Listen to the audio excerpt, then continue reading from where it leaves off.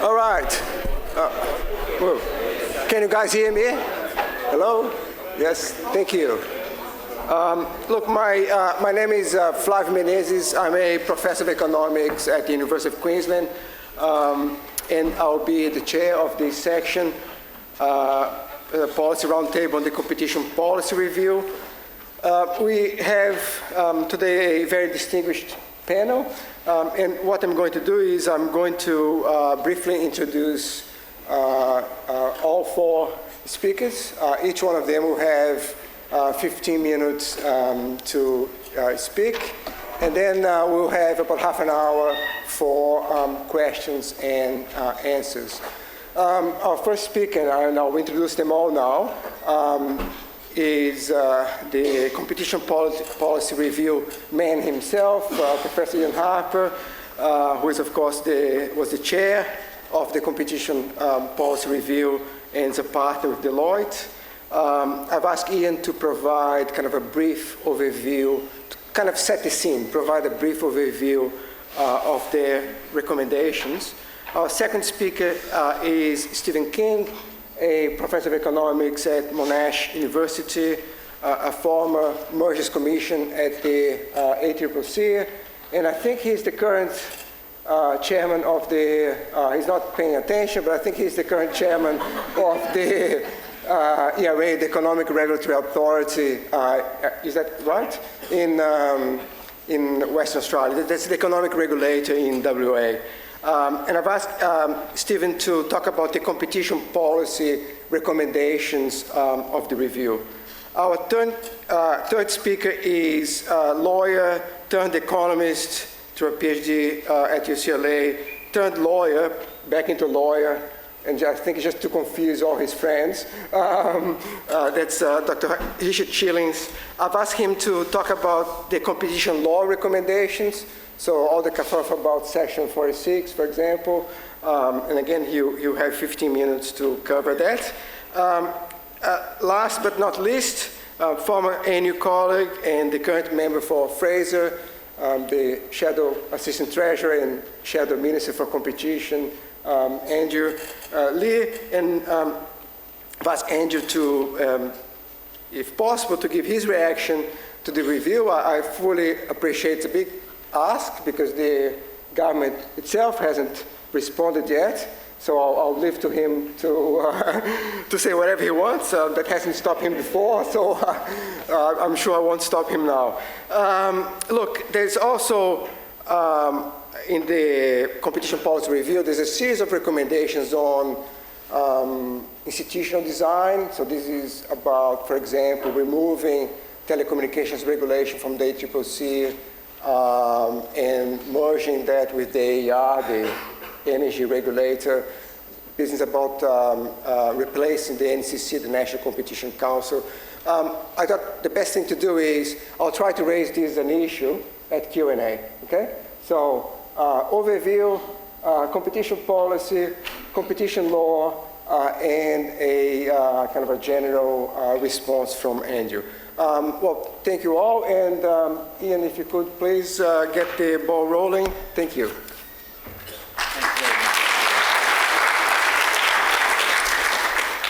Well, thanks everyone, great to be here. It's one of the first opportunities I've had to talk about the review to a group of my professional colleagues. Believe it or not, the greatest interest in this whole thing has arisen from groups of lawyers. And if I've spoken to one group of lawyers, I've spoken to 50 groups of lawyers. And they all want to take me right down to the detail and argue the case about Section 46, and you probably will too, Richard, and all the legal details. Obviously, the competition law is an important part of what the review was set up to do, but it's not the only part. When the current government announced before the most recent election that it wanted to review competition policy, this was an election promise. It described the review as, quote unquote, a root and branch review of competition policy. Some people thought because this was essentially the carriage of this whole thing was from the Minister for Small Business, the Honourable Bruce Bilson, who is a member for Dunkley and happens to be a cabinet minister, it's a cabinet post, that it would be all about small business and the difficulties that some small business people claim they have with large business and such like. To be frank, although it was put to me on numerous occasions, I always simply referred people to the terms of reference. The terms of reference for the review certainly mentioned small business en passant, as it were, but the whole thing was far more extensive than simply looking into small business. When Minister Bilson called me in February of last year and invited me to chair a panel of 4 to undertake this review, I asked the Minister what it was that the government wanted, and he said, Ian, the government wants Hilmer Mark II. So right from the very outset, I understood that what the government was looking for was a review of competition policy, competition law, and the competition institutions. And indeed, when I saw the terms of reference, that's precisely what came out. Why would the government want such a review? Well, our interpretation anyway, as we say in the report, is that it is about trying to fire up the engine of competition to deal with Australia's productivity challenge. So it's a post-mining investment boom issue that we face, as you know. How are we going to drive productivity growth into the future, into the foreseeable future? One of the ways of doing that, as we know as economists, is to fire up competition policy. Well, it had been 40 years since the competition law was first passed. It was one of those things on Noel Pearson's list, you might recall, when he spoke so eloquently at the funeral of the late Edward Gough Whitlam, and he talked about what it was that the Labor Party, in particular Whitlam, had done. One thing on that list was the Trade Practices Act 1975. So 40 years on, we have the same piece of legislation, has a new name. It's been added to and patched over the years, but it's still essentially the main instrument of competition law. It's still the Competition and Consumer Act is the main instrument of that. Going back not 40 years but 20 years, you go back to Hilmer Mark I, which was our first major introduction to competition policy as such. You'll recall during the Hawke and Keating years that the Australian economy was opened up to competition in traded goods by floating the exchange rate, lowering tariffs and a raft of things associated with that. By the early 90s, the agenda moved on to the non-traded goods and services sector. How could competition be introduced, for example, into utilities, so-called natural monopolies? And the agenda of the Hilmer report was very much focused there. So here we are 20 years on. What the government wanted was a revival, re-energising these policy instruments of the law, get them to do another job now, 20 years on, a job that we need them to do to raise productivity. And in the process, as you go through the policies and the laws and the institutions, ask yourself really 2 questions. Firstly, is there anything that's still outstanding? Is there any unfinished business of the original Hilmer review? And secondly, what new things could we do with competition policy, law and institutions? From where we now stand in 2015, how would you take these institutions, policies and laws, which are 40 years or 20 years old, and bring them up to speed? How would you make our laws, institutions and policies fit for purpose for the next 20 years? That was the broad picture. And in the review, you'll see us setting that as the context for the discussion. I imagine those of you who are specialists and interested in competition policy will obviously have had a look at the review in detail. If this is the first time you've come across this, you'll find the report, the draft report we wrote, the issues paper, there are some videos and infographics and all of that on the website, competitionpolicyreview.gov.au. I have tried as hard as I can to make what is, for many non-specialists and people outside a room like this, pretty dry sort of subject, I have tried to reach out to ordinary Australians with the importance of these issues using whatever mechanisms I could find. And obviously videos and infographics and spots on Facebook and that sort of thing have proven quite useful in doing that. But for those of us who are interested in the detail, there is a 500-page final report. You can also get access to all of the submissions. The other thing that we were asked to do, and I would have done anyway, I take a leaf out of Gary Banks's book on this, and I'm very proud to say so. I quote the now Professor Banks time and again, and it's a very simple maxim that Gary has: good policy comes from good process. So I tried as hard as I could to institute good process in this public review, and for me what that means is consultation with as wide a range of people as you possibly can. So people have the opportunity, as many of them did, and many of them took advantage of that, let me tell you, to tell me face to face, eye to eye, what they didn't like about current arrangements, why they didn't like certain sorts of policies, and what the government ought to do, ... When you give people that opportunity, firstly, they have lots of things to say that are quite interesting and novel that you might not have thought about before, so you learn things talking to people. But most importantly, they get things off their chest. I had lots of conversations with small business people who wanted to tell me about all the woes of having to compete against large supermarkets in particular. And as you had those conversations and they went on, someone said to me, I lost 2/3 of my customers when one of the big supermarkets opened up in the shopping centre up the road. And I said, that sounds bad. I said, but with respect, the customers weren't rounded up in a truck and taken up there by gunpoint. They went up there voluntarily. And the person said, yeah, I know that. He said, they're fools. I said, oh, why is that? He said, because they'll discover they can't get their favourite brand of this, that and the next thing. And I said, so there's your business opportunity. Right? You hold those brands and people will come back.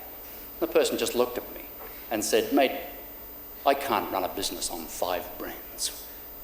And I said, what are you asking me to do?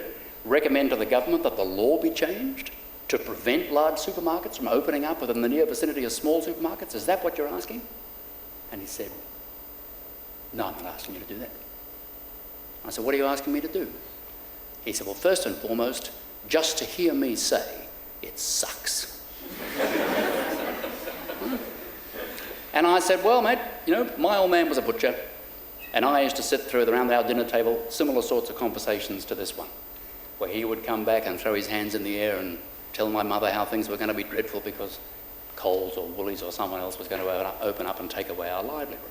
So I said, I know what you're talking about, and I know it hurts, but it's through that process, whether you like it or whether you don't, that people have their needs met. And these systems aren't there to protect businesses. In the end, they're to protect the interests of consumers. So I discovered that lots of people, including, I might add, taxi drivers and pharmacists and all the rest, when you get down and talk about these sorts of things, no one is saying that competition is a bad idea. I had nearly 1,000 submissions to this exercise, some of them very substantial pieces of work. A lot of people spent a lot of time thinking about these issues and taking the trouble to talk to me about them, write about them at length, publish them on the internet, have meetings and discussions.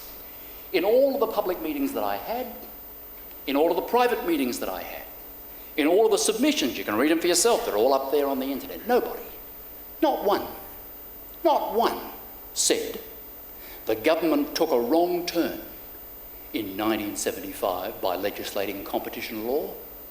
The government took a wrong turn in the early 1990s by implementing the recommendations of that crazy man Hilmer. Nobody said that. There's an innate understanding that competition is actually good, that it raises living standards and it improves the way our country works. But people have a range of views about how that policy should affect them individually. Generally speaking, and I'd say, Stephen's been ribbing me about academics and so forth, yeah, well, we're all in that situation. We love competition as an idea for somebody else.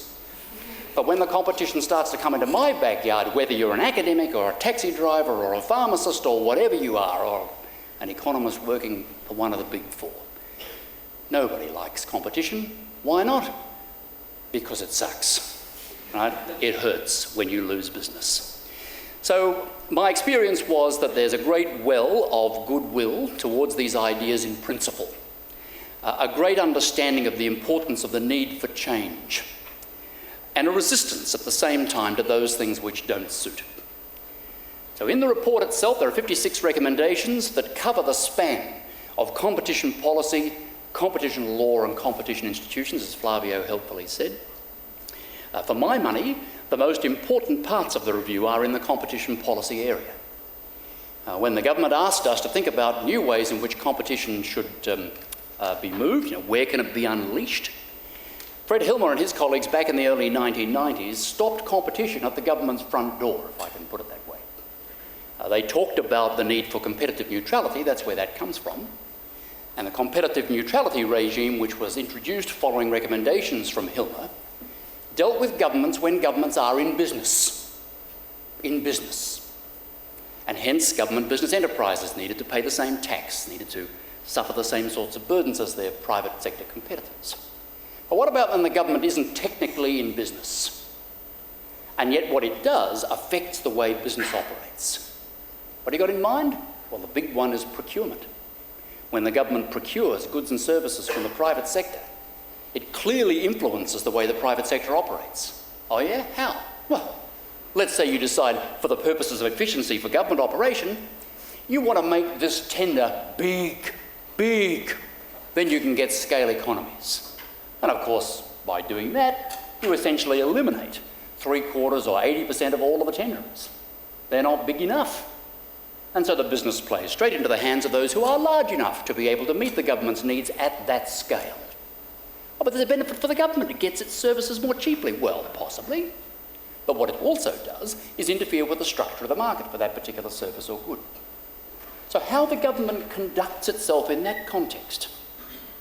Private sector operators providing services next to hospitals, like diagnostic imaging, private businesses can suddenly find themselves having to deal with diagnostic services that are dumped on their doorstep by the public hospital for free, bulk billed. You complain to the Competitive Neutrality Authority and you say, this isn't fair. I spent all this money on these machines and the hospital is taking people in off the street and using machines for which the public sector has paid and using doctors and specialists whose salaries are paid by the government to provide these services for nothing. How does that work? And the Competitive Neutrality Officer will say, I'm sorry, there's nothing we can do because the public hospital is not in business. So what we did was to recommend that from now on in, if the government were to accept our recommendations, that competition should be taken right through the government's front door. It should apply wherever the government is engaged in activities that impinge upon trade or commerce. And to give that legal backing, we recommended that the law be changed so that the Competition Act applies to government activities of that type.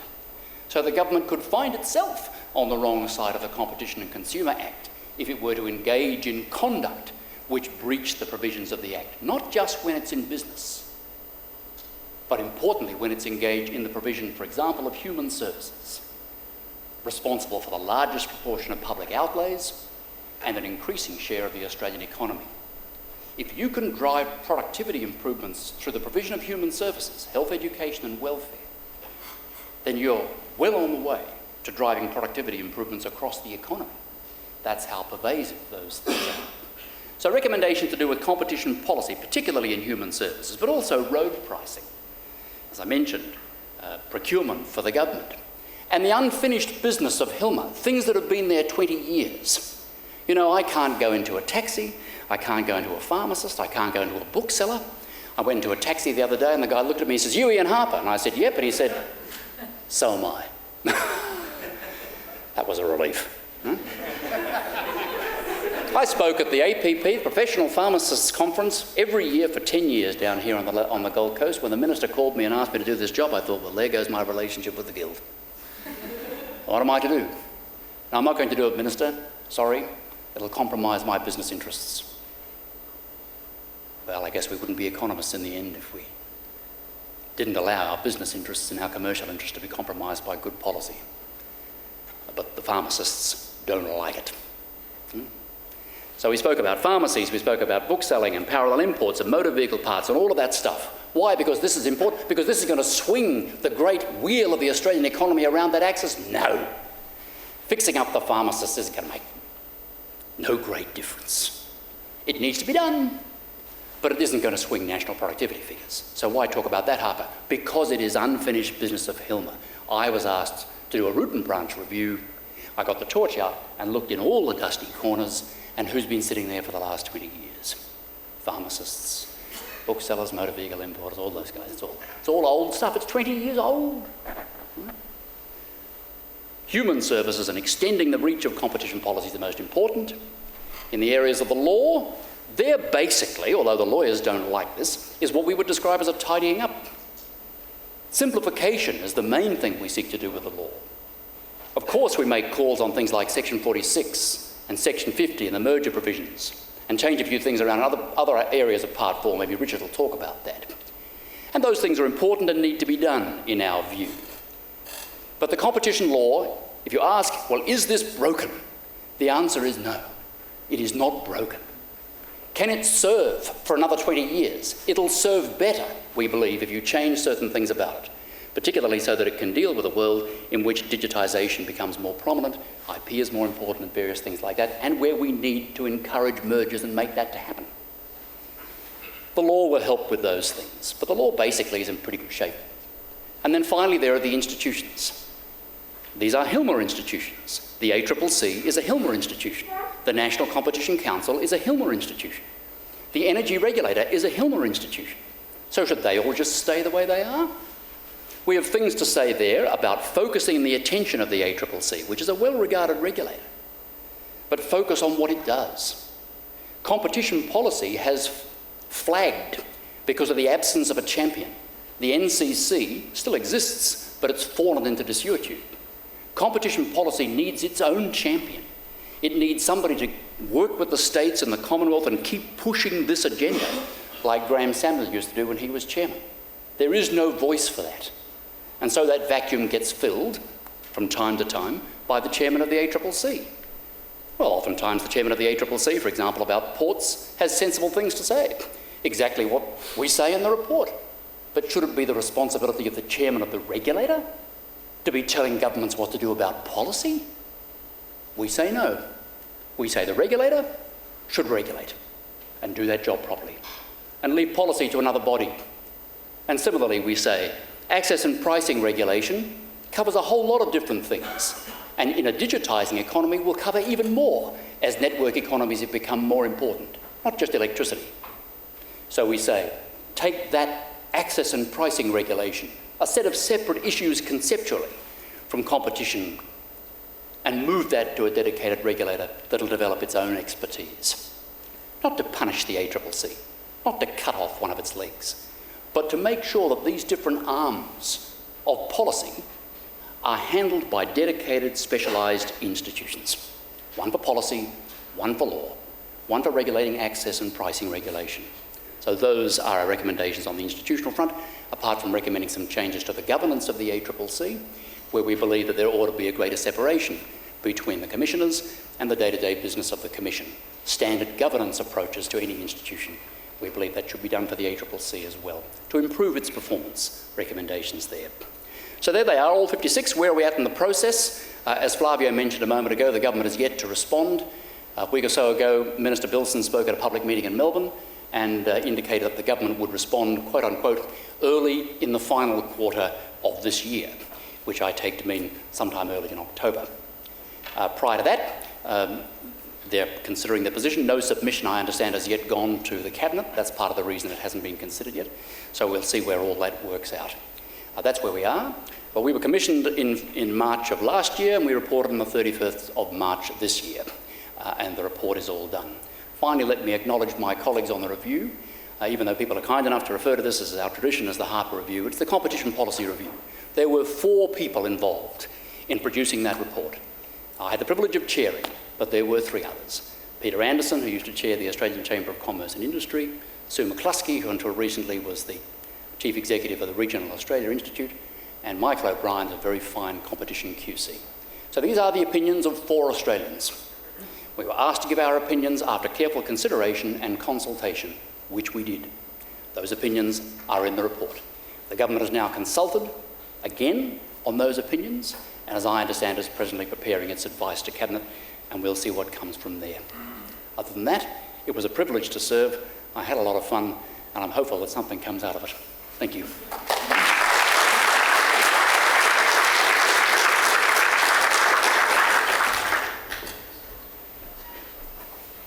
Thanks, Ian. I now have the hardest job in academia, which is following up on Professor Harper.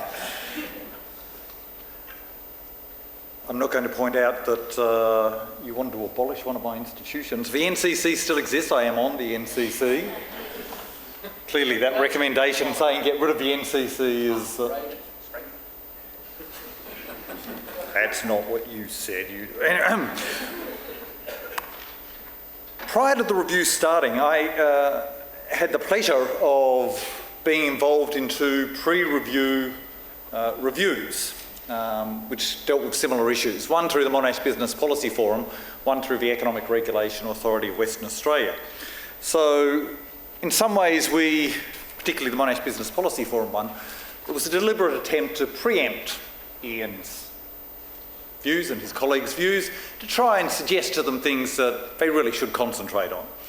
And when we came to the competition policy part, there were really three things that we thought they needed to concentrate on. The first bit was the fact that, in our view, the reform process that was initiated by the Hilmer report back in the early 1990s, pushed through the COAG process, the competition principles agreements, the NCC payments, that had stalled. It had essentially ended in around 2004 when the competition policy payments ran out. There was a COAG Reform Council that was meant to push the reforms forward, and it was of minimal effectiveness, if I can say that. So the first point was get the reform process back running again. Make sure that it's again tied into the long-term interest of consumers and reboot that process with institutional structures that can push it forward, with institutional structures that won't fade out in less than a decade. The second thing that we thought they should do with the competition policy review was the legislative review process. One of the key parts of the Hilmer reforms was the process where there would be regulatory gatekeepers in each of the states, and there would be a process of not just reviewing new regulations and new legislation to check their impact, but there would be a process of looking at existing legislation and reviewing that. And the test for review under Hilmer was very simple. Does the legislation prevent or restrict competition? If it does, are those restrictions necessary to reach the objectives of the legislation? And if the answer to that is yes, then are there less anti-competitive ways of achieving those same objectives? So in a sense, it was a three-step process that all regulation and legislation had to be put through. And that has also stalled. There are gatekeepers in the various states. Actually, I'm not sure if Matt Butlin's here. He can tell me what on earth's happened to the Victorian gatekeeper, because it used to be in VCAC. Be interested to know where it's going. But it differs very much between states. VCAC was, in a sense, the gold standard in Victoria. But then at the other end, for example, in Western Australia, it's simply done within the Treasury or recently within the Finance Department. So the same people who are putting up the legislation then have to review the legislation. So you can imagine the robust nature of that process. The third thing that we thought they should push were the specific reforms: transport, the professions, trading hours, the unfinished business. So that's what we put forward through the Monash Business Policy Forum. Now, in my role at the Economic Regulation Authority, we do a microeconomic reform report to incoming governments. And we had the first one of those around the same time. And guess what? We made almost exactly the same recommendations as the Monash Business Policies Forum for areas that Western Australia needed to improve. We did have one extra one. We had the Potato Marketing Board, which still exists in Western Australia, finally is being wound up. And we suggested that that be wound up. I'd love to say it was our wonderful incisive analysis that did it. No, it was a rogue potato grower giving away potatoes that he wasn't allowed to be sold, and looked like being put in jail, and eventually that raised the political pressure and got rid of it. So, competition policy reviews in play. What do they do? Every one of our suggestions. Well done, Ian. In some ways, what they did was exactly what Ian said. They took out the torch, they shone it into the corners, and they found the skeletons, the corpses, the coffins filled with failed reforms. But they were following other people with the torches into those same corners. They followed the PC, they followed ERA-WA, they followed numerous other bodies looking at those same processes. So the value in this particular reform package, the value in the competition policy reform process that Ian chaired, cannot be simply saying these are where the reforms should be, because we know that. Lots of people have said that over the last decade.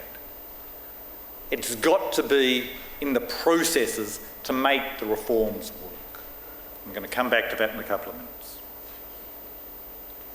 There was an extra area that I know Ian was very passionate about, and he pushed personally and with his team the competition policy reform review, and that was human services reforms. And I'll say mea culpa, I hadn't thought about this stuff at all in my own area of economics, and I suspect many of us hadn't thought about education, health, the welfare system, the prison system. They don't sound like areas for economic reform. But I'm involved in a review of the Western Australian prison system at the moment. The draft report is out today. I recommend you get it down from the Economic Regulation Authority of Western Australia website. And it is an economic review of an important area of human services. And it fits hand in glove with the competition policy review recommendations. Because you get into these areas, and someone said to me in a forum a few weeks ago, they said, "Were there low-hanging fruit?" And I said, "Mate, not low-hanging fruit. The fruit is on the ground, looking up at you and saying, 'Eat me, eat me.'" And that's the case in these areas. But in a number of our areas, such as the prison system, such as health, education, old age care, there are huge scopes for economic reform. And Ian and his team quite rightly highlighted those, and they are a huge area where we can move forward. And I think that is a huge area where, if the current government has the gumption and the guts to grasp the challenge that's been laid down by this review, then there are just huge benefits out there. Forming pharmacists, yeah, nice. Be nice to get that done with. Taxis, thank God for Uber, and maybe we'll eventually have some reform. But in the areas of human services, there's just massive reform waiting to be done. And the report outlines really good processes for that. So, where are the problems then? Let me come back to the main issue. A whole lot of reforms that we know needed to be done, but how do you set the process up to have them done? And the main tool that came out of this review was an institutional process, the Australian Council of Competition Policy, ACCP.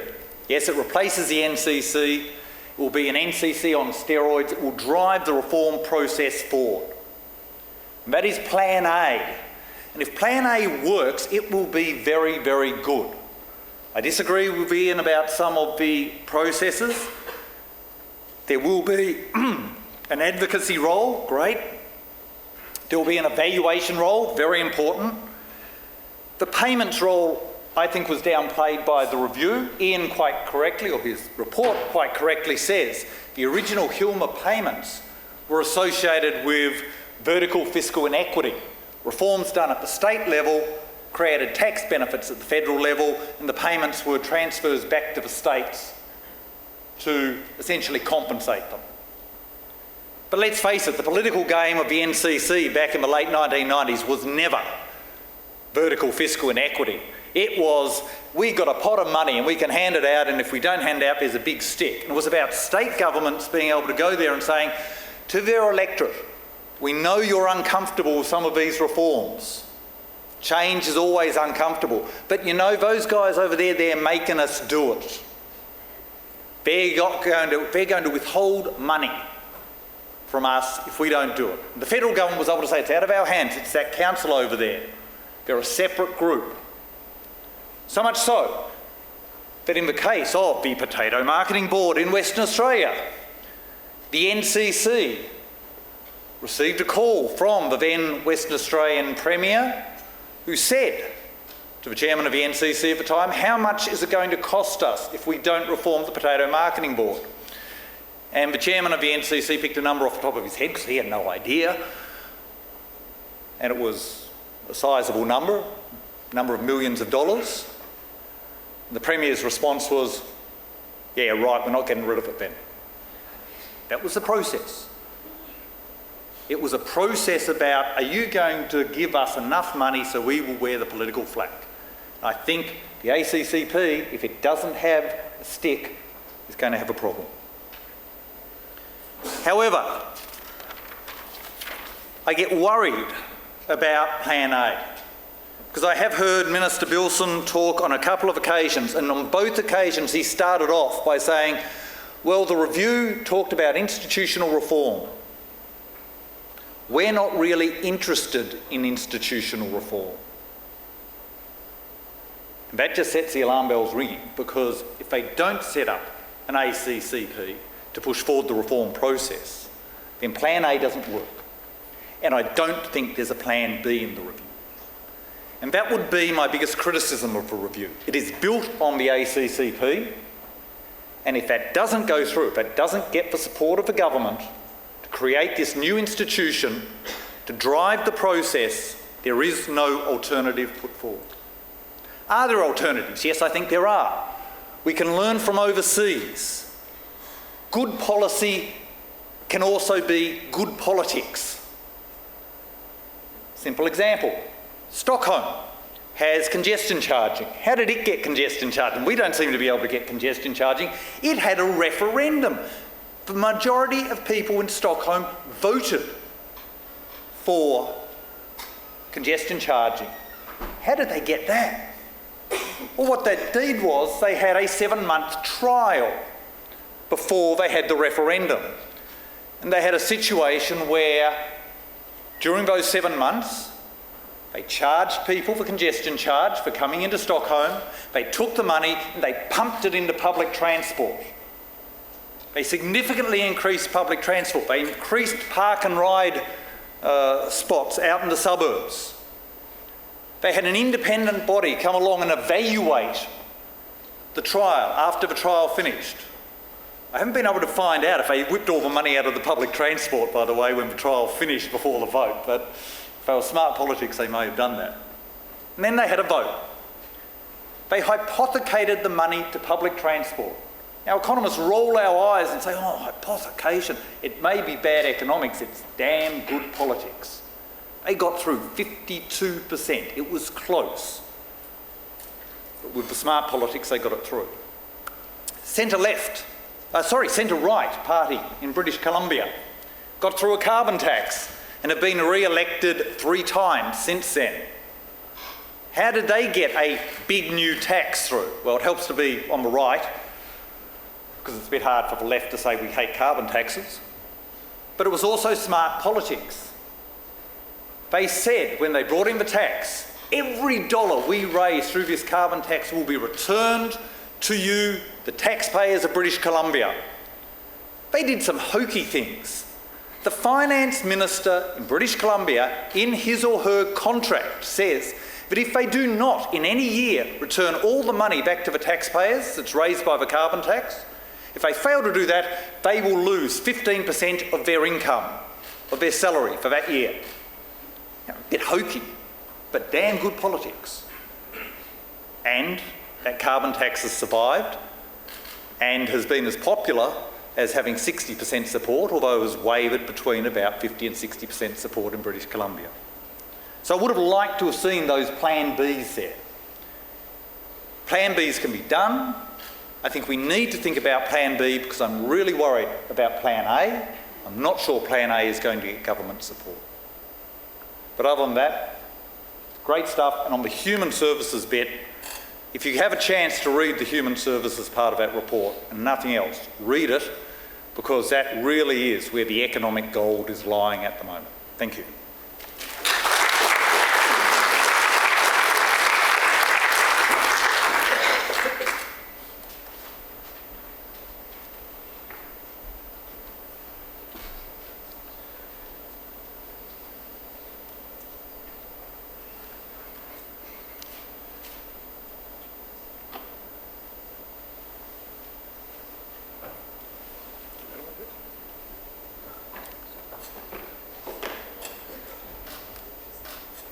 This mouse doesn't go beyond the screen, does it? Should I push buttons maybe? Could you press escape? Have you loaded it? Did it, man? It should be. On Thursday. Yeah. There it is. Yeah. Good. Okay, so I'm the porridge after the caviar. Now we get to some detailed work. The legal reforms. Those of you who have gone down to the bookstore and grabbed a copy of the Competition and Consumer Act will know it's that big. At the core of it, that deals with the regulation of competition, is that big. And as some of you will know, it's sections 45 to 50. So they're the sections we'll be covering in 15 minutes. And even though it's only that big, it's, the provisions as they exist at the moment are extremely complex and complicated. So there has been long been a case for reform. In other English-speaking jurisdictions, there has been reform, simplification of the law, on principles-based reform. We're probably about 10 years behind now, so from that point of view alone, Ian's review is timely, quite apart from all the other reforms that Ian and Stephen talked about. So just on the legal regulation of competition.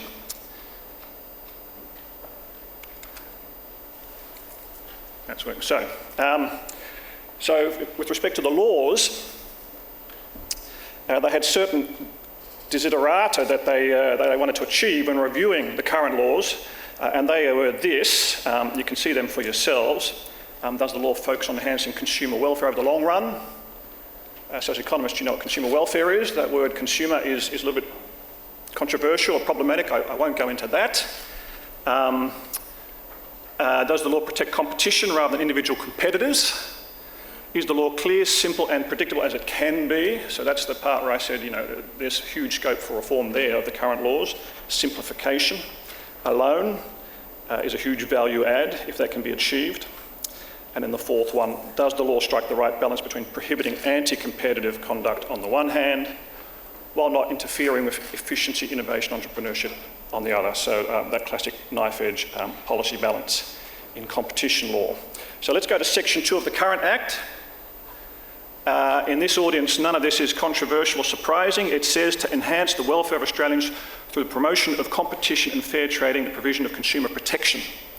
So as economists, of course, even though this is a section of a law you're reading now, that word welfare pricks up your ears because that is, of course, a term of art within the science. And that would lead you to think, even without any legal education at all, that this Act must have something to do with efficiency. In fact, it's the enhancing of efficiency. So it's not the promotion of competition as an end in itself. It's not about the promotion of competition for its own sake or at all costs. It's enhancing efficiency, the welfare of Australians, through the promotion of competition. And as economists, you would know there are examples of where you don't want to encourage competition for whatever reason. Scale economies and natural monopoly industry, for example, more competition is efficiency reducing, not efficiency increasing. And there's actually a few cases on that in the past. So none of that is controversial in this audience. To a lawyer, though, that object clause informs all the discretion, all the powers that the ACCC, the regulator, has in the rest of the Act. Whenever they make a decision to block a merger or prosecute a company, it has to be informed by that efficiency objective. Okay, so there's all sorts of administrative law implications and statutory interpretation implications as well. So unsurprisingly, the ACCC, or whatever replaces it, is one of the three pillars of the triumvirate of economic regulators or economic institutions in Australia, along with, of course, the Reserve Bank and the Productivity Commission. This policy is unchanged. The review didn't really have much to say on it because it's just motherhood to economists, of course, and apple pie. We won't worry about that. I've said this already. One of the chief goals of the review of the legal aspects of the current law would be to achieve simplification. The law is unnecessarily complex. I don't know anyone who disagrees with that. In fact, even lawyers agree with that.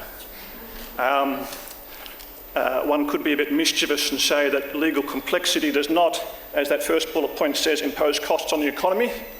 From a lawyer's point of view, it may impose costs on clients, but from a welfare economics point of view, that's a straight transfer, so why do we care about that? But I won't, to use advocacy language, press that point. I think we all agree with those bullet points, so if the Parliament eventually decides to change the law and get some simplification going, that's a good thing. And we don't go into it all, but some of those other bullet points, the removal of redundant provisions, and the reframing of provisions and these things, there's a lot of that going on in this review. And it's a good thing, and we won't actually drill down into that sort of filigree in this 15-minute talk, obviously, but you'll have to take my word for it, but that is a very good thing.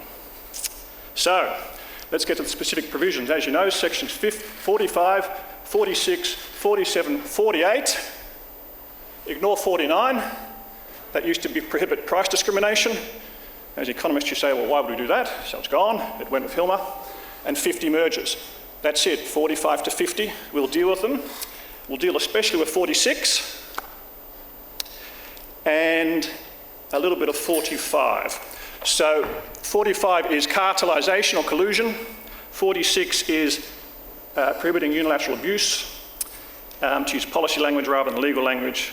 47 is supply chain activity, non-price restrictions up or down the supply chain, exclusion, bundling, tying, that sort of thing.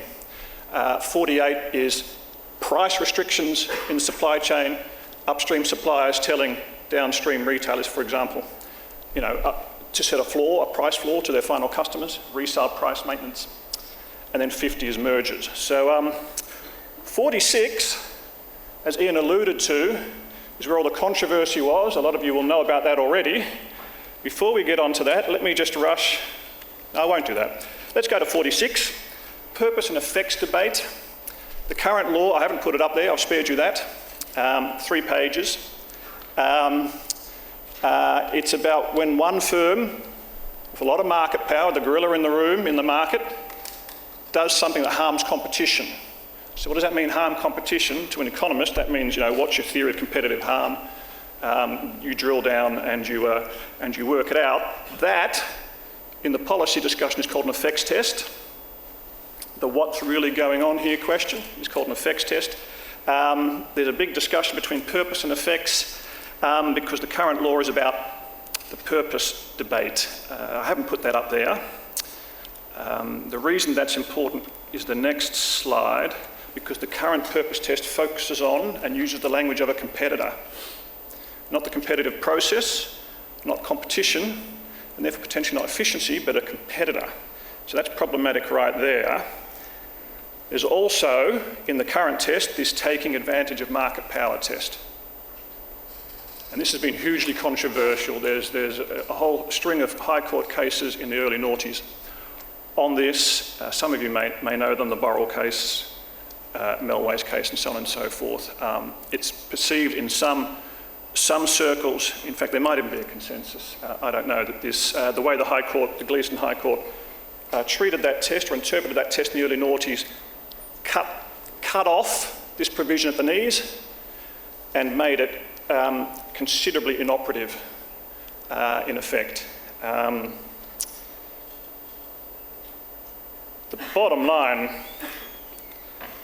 the test is simply this: if a big company with market power, what you're accusing them of doing that's naughty, if they could do that in a competitive environment, game over. We're not going to do anything about it. Of course, as economists, you would know that there are things that firms with no market power can do, which once you become big and have market power might be problematic, right? If you don't have market power, it's presumptively efficient. If you do, it's a bit more complicated. You need to drill down, you need to bring the economists in, and you need to discuss, is this a problem or not? And sometimes it's a balance. There are pro-competitive aspects of behaviour like bundling. Bundling means telling a customer you have to buy this and this together. You can't get them separately, to be very crude. There are pro-competitive advantages of doing this, and there are, of course, anti-competitive advantages. You might exclude a competitor or someone trying to enter your market. If you do that, and getting that balance right is important. The taking advantage test was supposed to be the threshold.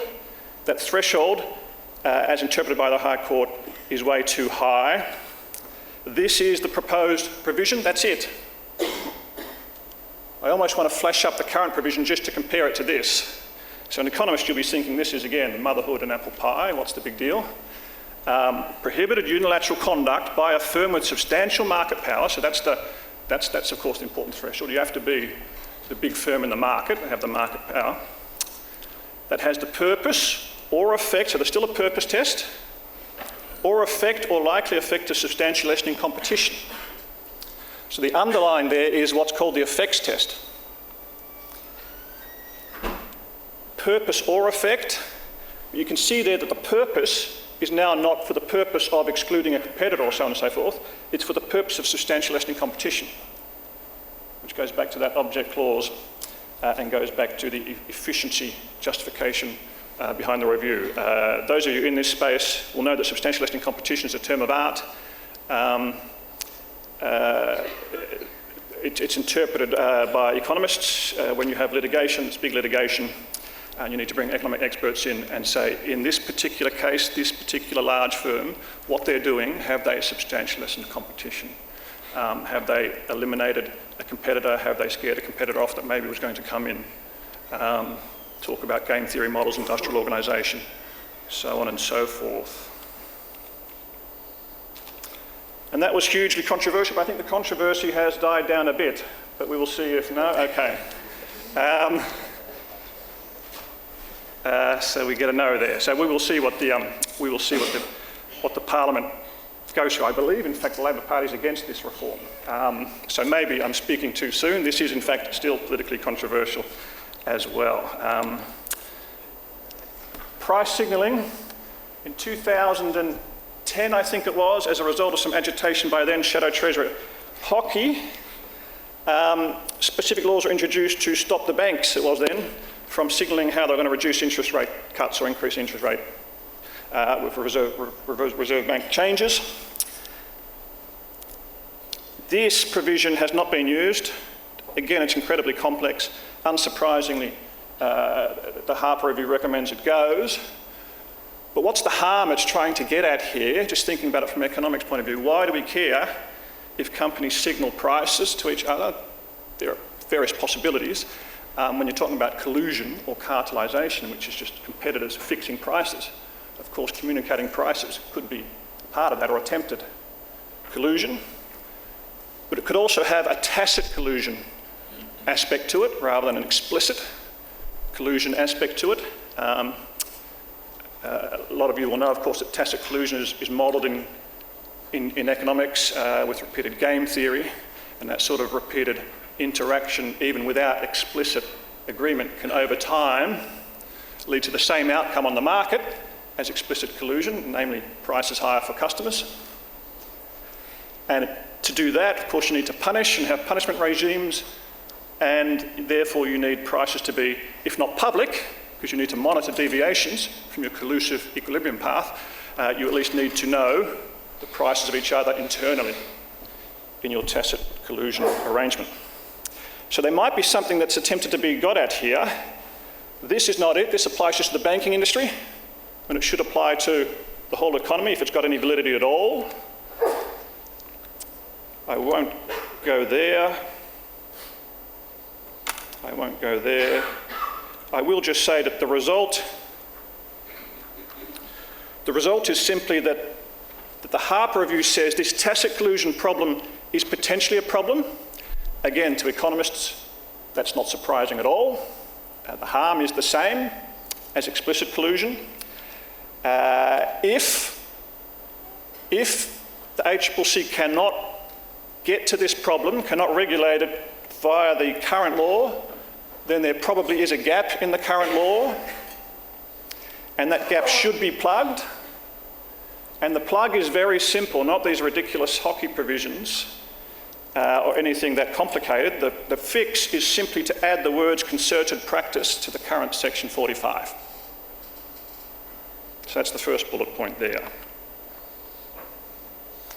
And if you do that, and if the regulator knows what concerted practice means, and the regulator understands the tacit collusion theory and the repeated game theory underlying that, and we can safely assume they do, and then eventually lawyers and judges will understand that as well, that will be, so with all those ifs, that will be sufficient to tackle the problem of tacit collusion.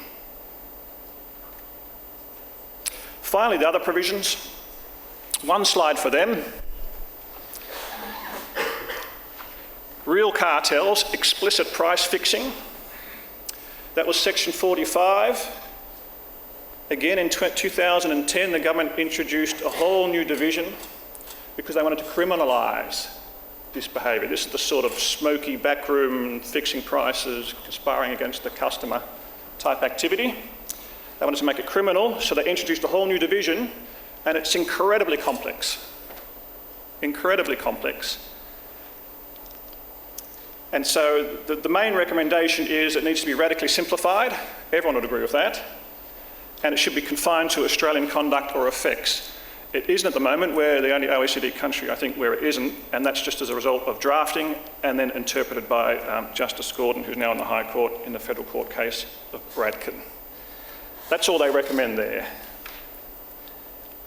Investigating and prosecuting hardcore cartels is, of course, absolutely core activity for a competition regulator anywhere. Section 47, the vertical restraints, stuff like tying and requirements contracts and exclusionary dealing and so on and so forth, they say get rid of it.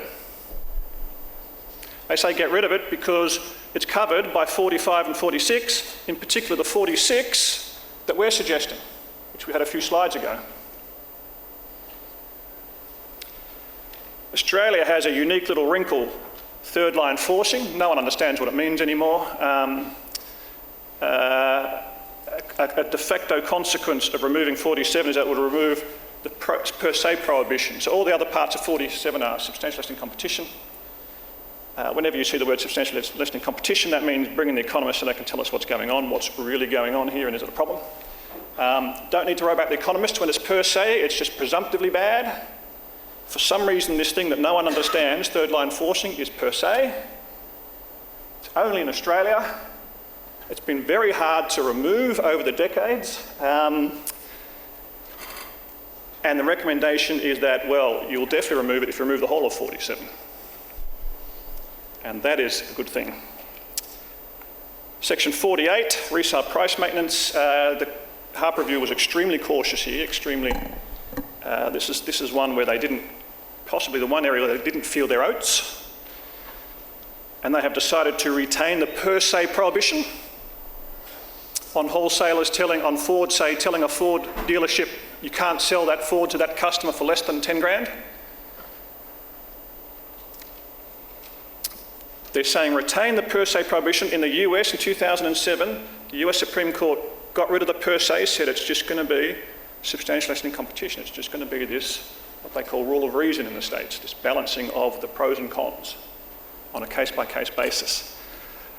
But the Harper review said we won't go that far, but we will allow a notification procedure, which you didn't have before. And the hope is that, like 47, which everyone thought was problematic for a while, then they introduced a notification section. So if a company wants to do it, they write to the ACCC, say we do it, the ACCC waits 3 weeks. If they don't do anything, you're fine. 97% of those were unactioned. It's only the 3% they worry about. So let's introduce that system for resale price maintenance. Let's see if we get the same proportions. We probably will. And that way you educate the market and the regulator and perhaps the politicians as well, and certainly the dealerships, that this is something that down the track we can also go in the direction of rule of reason reform. Mergers, no real change. Process changes, not worth discussing. Of course, to some in this audience, economists have a huge role in the merger process, getting it approved by the competition regulator and in the regulator. So it's something that would be useful to talk about today in this audience, but actually in terms of law, no change. I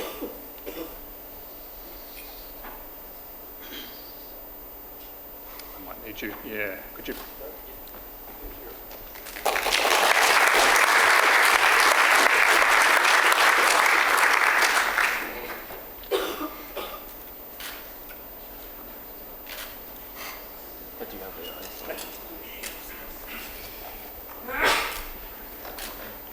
Well, thanks very much for inviting me here today. My name is Andrew Leigh, and can I acknowledge that we're meeting on traditional lands of Indigenous Australians and pay my respects to their elders past and present.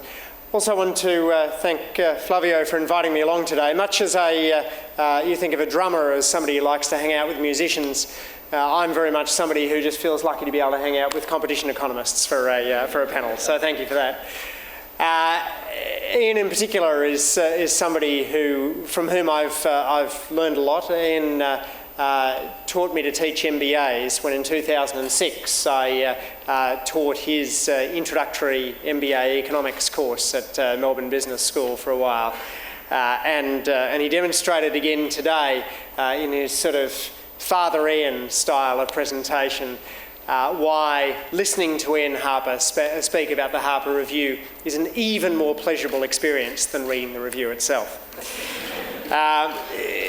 We didn't collude before the panel on what we were going to say, but you may look at the lack of observable product differentiation across this panel and wonder whether, as a consumer, you're getting too little diversity of choice. So what I'm going to do today is to try and move that a little bit out and give you some clear product differentiation. I'll be speaking in part as the economics professor I once was, but to a large extent as Labor's shadow competition minister. It's also an odd position to be in responding to the Harper Review from a Labor perspective, of course, given that the government itself haven't responded. Ian brought down his review in March. The government concluded their consultation period in May, but yet the government response is being pushed off potentially all the way to Christmas. So I'll talk at a high level today about Labor's views in the Harper Review. Certainly our philosophy on competition goes back to the introduction of the Trade Practices Act by Gough Whitlam and Lionel Murphy in 1974. That decision that a Labor Party wasn't just one that stood up for workers, but that put consumers first at every turn. That stood against the old-fashioned subsidies and regulations built around cosseted interest groups and stood instead for consumers getting the best deal in an economy that was as open as possible.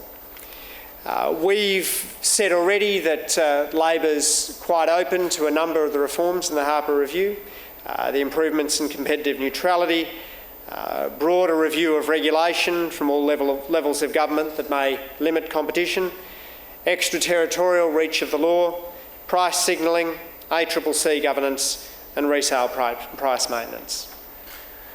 We've also said that there's one of the recommendations in the review that we don't support. That's Chris, you would have heard Chris Bowen and myself very clearly say that Labor takes a different perspective to the Harper Review on the question of the effects test, as I think it is the case on the current panel of four splits 50-50 on the effects tests. Reasonable people can disagree on this question, but our concern is that it places too much trust in courts' ability to interpret the concept of substantially lessening competition in an economically sensible manner. And the panel itself, in its final review, does note that the proposed addition of an effects test to section 46 involves some uncertainty, and that uncertainty may lead to some cost. It's also reasonable when we think about an effects test not merely to look at the economic calculus, but also to look at how this is likely to play out in the cabinet room. It seems fairly clear that when the debate over an effects test comes to cabinet, it's likely that most of the Liberal Party dries will stand up against it, that Bruce Bilson and Barnaby Joyce will be the key advocates for the effects test, and that the key question will be which way the Prime Minister is willing to go. One of the questions you might reasonably ask is if a chief advocate of the effects test is the bloke who brought you the Birdsville amendments, is this necessarily an economically optimal reform? But I do also want to talk about one area in which the Harper Review discusses, which I think is really vital for how we think about competition policy, and that's the sharing economy. The rise of the sharing economy in Australia over recent years has been extraordinarily rapid. Within a year of Uber launching in Sydney, 1 in 10 Sydney-siders had used a ride-sharing service. If you look across Australia today, 1 in 300 homes are listed on Airbnb. I was up in the Gold Coast for the Gold Coast Marathon the weekend. Hotel rooms prices were through the roof. So, of course, I stayed in Airbnb. The ability of Airbnb to put extra supply into the market at times of high demand is potentially revenue enhancing. One of the arguments that Uber makes for surge pricing is that surge pricing of Uber cars is different from surge pricing of water bottles during a disaster. When there's a natural disaster on and people raise the price of water bottles, then essentially you're using the price mechanism to ration the same quantity of product. But Uber's argument for its surge pricing is that by raising the price, they induce more Uber drivers to come into the system, effectively providing additional supply by increasing the marginal benefit to an Uber driver of getting out of bed at 3 o'clock in the morning and driving people home from a football game. Or pub, probably, rather than football game. It's 3 o'clock in the morning. So the economics of surge pricing are going to be an interesting challenge and definitely pose an important regulatory challenge. I was recently in Newcastle at a new tech startup called Camplify. Camplify is aiming to deal with the fact that the typical person that owns a caravan or a camper van uses it on average for 3 weeks a year. It argues that if they were to rent it out to somebody else for another 3 weeks, then the owners could effectively cover their capital costs. You see in busy Australian cities now, Parkhound being used to allocate driveway parking places and unused parking spots. And you see TaskRabbit being used for people who want to get a lawn mown or indeed want to have someone else come in and put together their IKEA furniture. Surge pricing is one of the challenges that's raised by the sharing economy, but it's not the only one.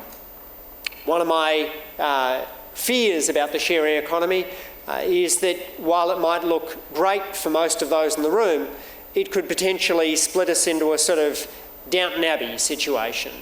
Two-class society, one group of people for whom it's terrific to be able to stay wherever they like, get driven around, have someone come in and cook dinner when they don't feel like it, have somebody else do the odd jobs around the home, and another group of people for whom employment is too fragile and too unstable to be able to raise a family and get a good mortgage. So we need to think about the worker side of the sharing economy at the same time, and that's something that can't be outside the thinking of competition law. We also want to think about how the sharing economy affects people with disabilities. At the moment, taxis get a bad rap, but one of the things that they do is ensure that 1 in 10 of their cars on the road is disability accessible. Uber's been thinking about how it might respond to that and has responded with a product called Uber Assist, which is disability accessible Uber cars. Their hope is that they can encourage people who are carers to not only drive their clients, but also in between times drive other people and reduce the waiting times for disability accessible cars. But we need smarter regulation which takes into account interests of workers and consumers, and regulation which potentially distinguishes between occasional providers and full-time providers. If I'm renting out my house through Airbnb 1 week a year, I'm not sure I should be treated in the same way as a hotel. But if I'm running 70 apartments in the middle of Sydney full-time, then I'm starting to look more like a hotelier, and certainly I'm offering more room space than many small Sydney hotels that are subject to much tougher regulation. Likewise, if I'm the Uber driver who is logging on from Rooty Hill in the morning, looking for a person to drive to the city, then logging off, going to my day job, and logging back on as an Uber driver to go home at the end of the day, it looks like I'm more of an efficient form of ride sharing than a competitor to somebody who's taxi driving all day. But if I'm out there driving all day and all I'm doing is providing a product which is cheaper but not covered by appropriate insurances, you might think that the regulations that apply to taxis ought to apply to me. So considering some form of de minimis test is probably part of the conversation on the sharing economy. The Harper Review goes to this very clearly, firmly stating we need better regulation rather than no regulation at all. And seeing a serious and considered response to the sharing economy from the Harper Review is to me a contrast from the way in which we've seen the federal government approach it at the moment. A recent ATO ruling simply stated that when it comes to the GST, Uber drivers are to be treated indistinguishably from taxi drivers. That doesn't seem to me a particularly sophisticated and nuanced conversation that takes into account the Rooty Hill driver that I described before. The sharing economy is changing so many ways in which the economy works, and we, as a Labor Party, launched a sharing economy discussion paper earlier in the year, and we'll be coming back with a collation of the submissions that have been made to that, making clear how we need to think about getting the regulations right in this tough area. The final observation I want to leave you with is a consideration which isn't raised in the report and which is raised somewhat controversially in a terrific new book by Tony Atkinson, Inequality, What Is to Be Done, which came out from Harvard University Press earlier this year. And he makes the case that when you've got inequality in most developed countries at a 75-year high, it might be appropriate to revisit one of the canonical principles that we've traditionally had in thinking about industrial organisation. And that is the principle that competition law should be solely about efficiency and we should deal with equity in other areas. Tony makes the point that while there are challenges in dealing with, in bringing equity into competition policy, that might have inadvertent consequences, the same can be said of any other way of dealing with inequality, whether you're looking at marginal tax rates or transfers, which naturally have unexpected consequences of behaviour. The question of inequality in competition is something that I'm certainly giving more thought to, and while it probably wouldn't affect the outcome in most instances, may be worth bearing in mind and thinking about it the way in which it plays out, for example, in the allocation of stores across low and high income communities. So I'll leave it there and look forward very much to the conversation.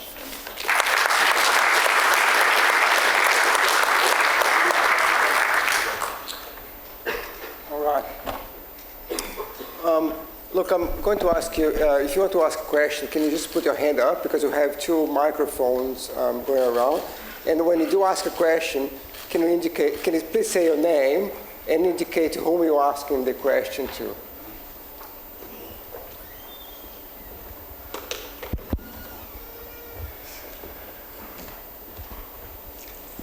Yeah.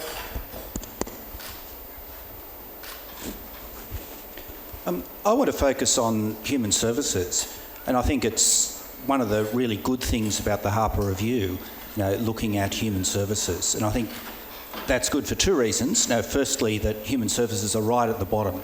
If we're dealing with people being healthy, well educated, that sort of stuff, and that feeds it right from the bottom of the economy through to everything else. But the other reason is that some of the most vulnerable people have their treatment determined by how well those sectors work.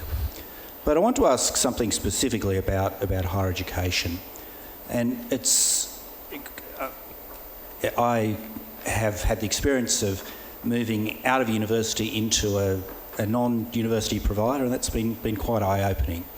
But to me, it'd be very easy to have a whinge about some of the outrageous violations of competitive neutrality, but I want to focus on the institutions, because it seems to me that's a real issue with regulating education, because those bodies like the ACC don't have a great deal of expertise in that area. And it was instructive, I think, that Stephen felt that with his vast experience in competition policy, that feeling a little bit, what do we do with human services? So we need to strengthen our institutions if we're going to properly deal with monopolistic practices in higher education. And I'd be interested in comments on the panel of how we deal with that. Beefing up the capacity of the competition regulators, and perhaps also controlling some of the ad hoc stuff, because regulation in human services, in education, tends to happen by getting a group of people together to do a review which makes some recommendations. And those people tend to be the people in the existing monopoly providers. Just like if you were having an inquiry into the 2 airline policy and you asked just Qantas and Ansett executives to suggest what should be the entry rules for new competitors. So I'd be interested in comments, not specifically about higher education necessarily, but on how we can have a set of institutions that can deal with these issues properly in those unfamiliar areas of human services, and especially higher education. Yeah, let me have a start. Thanks very much, Paul. Can I say at the outset that and I appreciate the compliments that particularly Stephen made about a human services recommendation. We tried to go very gently there, because there is a lot of detail and traps for young players and experienced players in taking competition into an area that many people find confronting, if not affronting, that competition should be there. I had the idea, in fact, I wasn't alone on the panel, I'm thinking we would go this way, and we were starting to sort of try to get some sense of feedback from people as to how they might react. And for quite some time I couldn't engage the, for want of a better description, human services constituency, thinking more about welfare services, I guess, than education, and to some extent also health, but I was getting no engagement. Then one day I read on The Conversation a very helpful piece from a sociologist who basically, and I'm paraphrasing, you can find it yourself, said this: "When I see the words competition policy on the page, I turn the page. But don't do it. The economists have escaped from their cage and are invading a territory where they have no business. Human services." And away he went. It was a very nice read, actually, and I thought, terrific. This is going to get the heads up. And it sort of did. But when I then went to speak directly to the groups you would expect me to, ACOS, Uniting Care, and a raft of other groups representing this constituency, and I talked to them about the sort of things that we had in mind, what I got, and you can ask them for yourself, what I got was, "Oh, is that all you want?" Well, but we're already doing those things, right? And we like that idea. And if you're offering people more choice and more flexibility and more responsiveness, which we can do through our mechanisms than any state government could ever do through its ham-fisted approach, we're all for this. So in the end, and you can judge for yourselves, ladies and gentlemen, but you will see that the reaction that the report got when it was all published from those constituencies was supportive, particularly from groups like Uniting Care, Lynn Hatfield-Dodds, and perhaps a lesser extent, but certainly I'd say also from ACOS. So specifically to your point, Paul, the intention here was not to tell these groups exactly what this looks like, because we honestly don't know, right? But to encourage people to take this seriously in principle and then to let 1,000 flowers bloom. Let's have some trials and experiments around the jurisdictions. That's where the ACCP comes in. I hear what Stephen's saying about, well, that's what he's saying. If that doesn't get up, then what are you going to do? Good question. But the idea of the ACCP was to encourage these types of experiments to take place around the Commonwealth, across these different areas, so that we can try to see what works. What I did find is a lot of goodwill on the part of the NGOs, and in fact on the part of the state government departments who deliver a lot of these services. So, Paul, the short answer is, mate, there's a lot of goodwill. And I find that really encouraging, given the importance of this area, both in human terms and its capacity to encourage and improve productivity. I'll just make three very brief comments. First, on universities. Universities are covered by the competition laws and the consumer laws at the present, even though the university seems sometimes to be unaware of that. So, if you don't think your students are customers, yes, they are, legally. They are customers, and you owe them the same, or have the same obligations, owe them the same duty to obey the law and to follow appropriate practice, not mislead, not deceive, and so on, as any other business. So that's point number one. Point number two, on the human services, we need to learn from overseas, and we need to be very careful at how we learn. So on the prison inquiry, we're the two places where the prison system's very different to Australia and has a lot of private sector involvement. UK and the US. No one in their right mind would follow the US, you would follow the UK.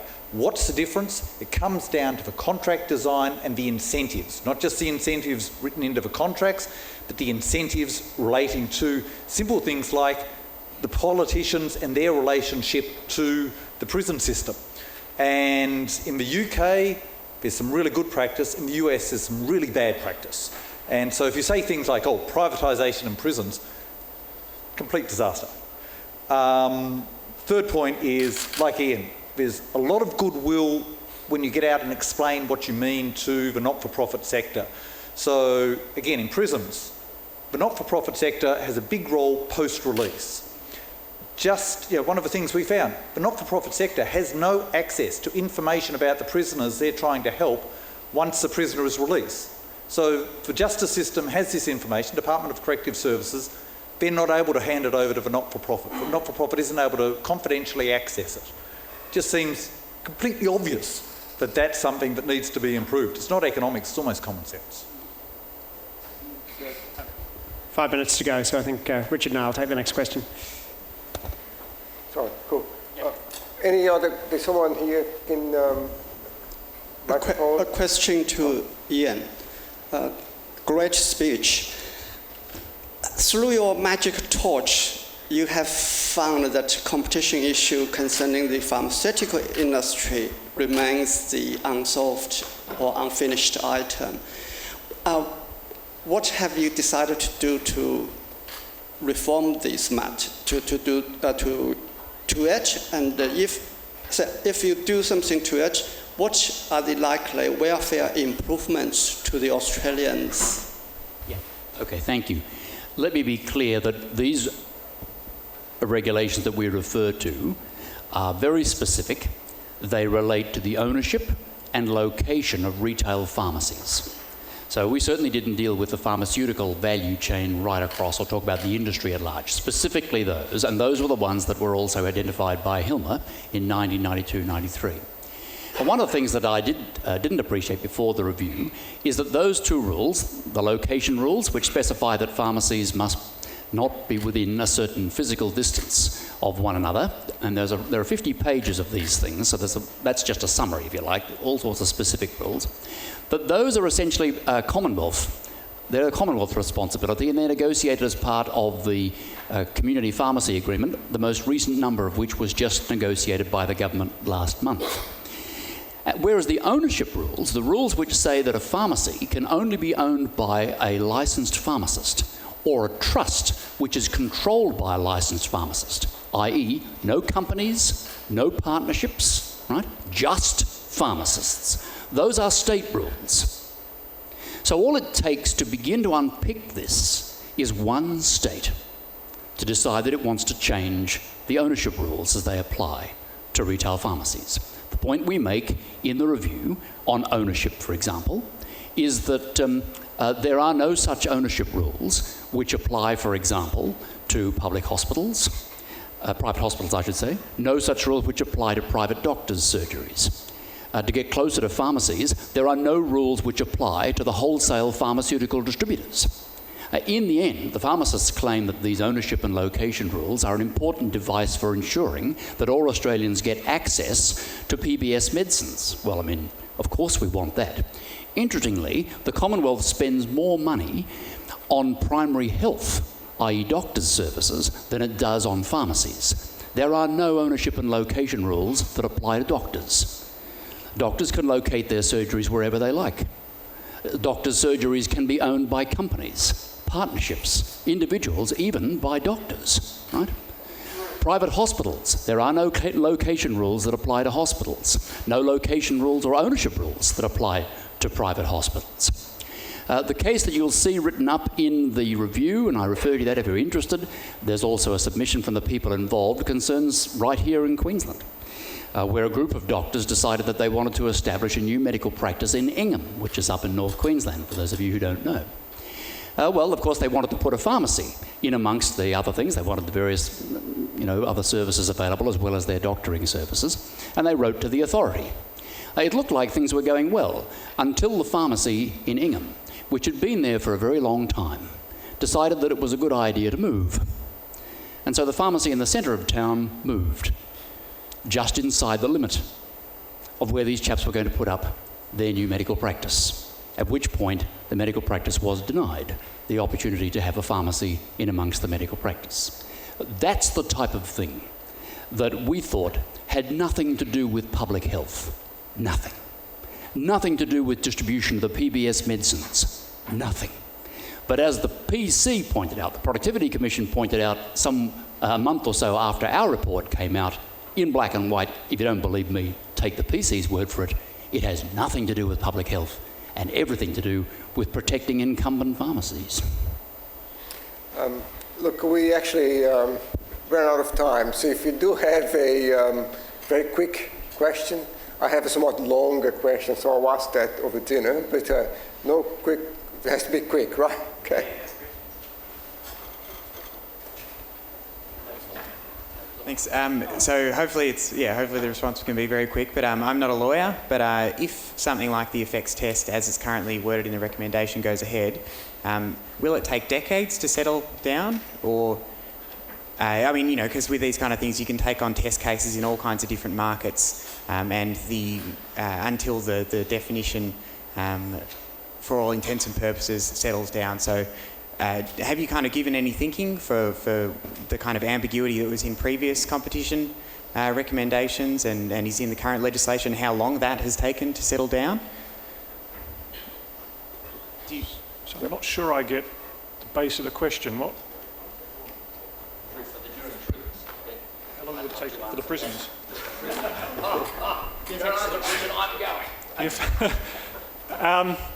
So if I think you're asking how long will it take to get it through Parliament or to get... No.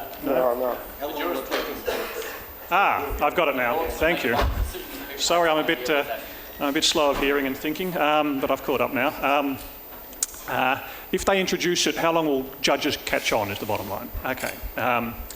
I reckon they'll catch on very quickly because I think elite judges in the Federal Court and the High Court, which is where these things get litigated, are better at understanding the economics than most barristers, solicitors, and even many in the ACCC. I think, it was a quick question, but I'm afraid... Can I pick the top of 46. You can't... Hang on. First, it's coming back in your direction, Ian. All right. You want to see how long it's going to take? The US has a thing called the rule of reason, which essentially is their version of our take advantage test. Mm-hmm. So you take out our take advantage, you're putting it back in the courts. The US Sherman Act is similar to what the wording of our 46 would be. And so you're then looking at this, it's actually Clayton Act, I think, but you're then looking at this requirement for the courts. Have a read, so this is 100 years of precedent in the US. Have a read of the dissenting judgment, it's only 15 pages, in the recent Apple eBooks trial. So this is a court of appeal, so it's not the lower level court, it's a mid-level court. This judge, unfortunately, it was only one, and there were 3 on the Court of Appeals, and the other 2 went the other way and said Apple was guilty. This judge seriously put forward the proposition that Apple entering into an collusive arrangement with the publishers to raise the price of ebooks above the $9.99 that Amazon was charging and force Amazon to also raise its prices, that was pro-competitive. So it wasn't a substantial lessening of competition, because that would allow more producers to enter the ebook market, because there would be a higher margin there. That's 100 years of precedent, they still haven't got it right, so God help us. The words purpose and effect of substantially lessening competition already appear in section 45. They already appear in section 47. In section 50, it's all about effect. The word purpose doesn't even appear, but it's about substantial lessening of competition. The courts have plenty of jurisdiction to deal with the concept of substantial lessening of competition, and indeed purpose and effect of substantial lessening competition. What the courts choke on is take advantage of market power for the purpose of harming a competitor. That is the only section in the law where the conduct is regarded as illegal because of the impact that it has on a competitor. Colleagues, you want to know why?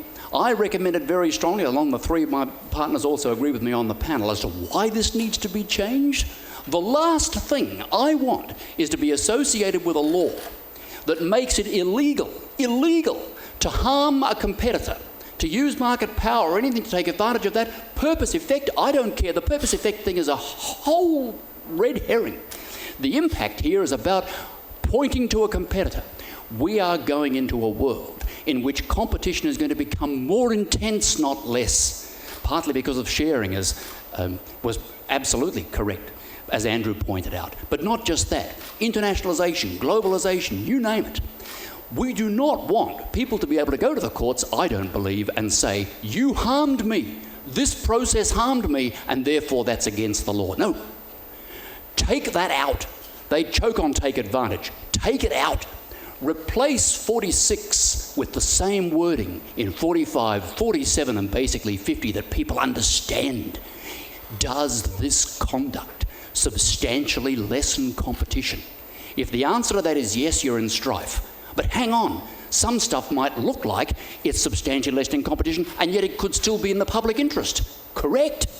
So put into the law wording which says, Your Honour, in deciding this case, you must look at the pro-competitive elements, balance them against the anti-competitive elements. Lawyers have told me that's not necessary because that's what they do anyway. Well, fair enough, then it's just redundant. Chuck it anyway. It's a non-binding constraint, right? But for absolute purposes of clarity, get rid of any inference that this conduct is bad because it harms competitors. That's why we recommended the change. And the deepest of respect to my colleague on the right, that's why I can't understand why any sensible person would oppose it.